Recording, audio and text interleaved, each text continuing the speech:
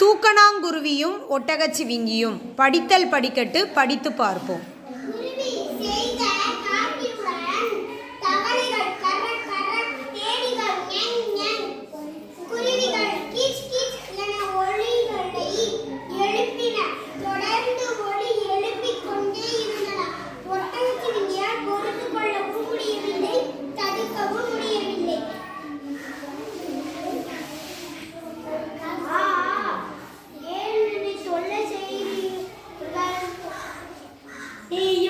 இப்படிதானே எங்களை அடிக்கடி தொல்லை செய்கிறாய்.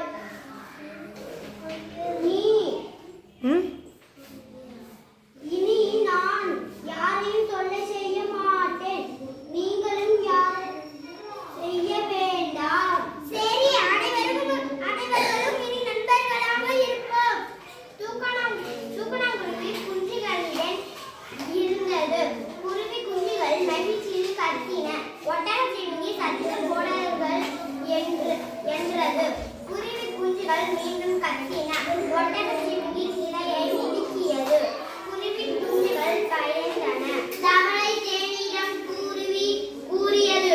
மூன்றும் சேர்ந்து திட்டம் தீட்டின. ஒட்டகச்சிவிங்கியை சுற்றி வட்டமிட்டன. தொடர்ந்து ஒலி எழுப்பிக் கொண்டே இருந்தன. ஒட்டகச்சிவிங்கியால் தாங்க முடியவில்லை.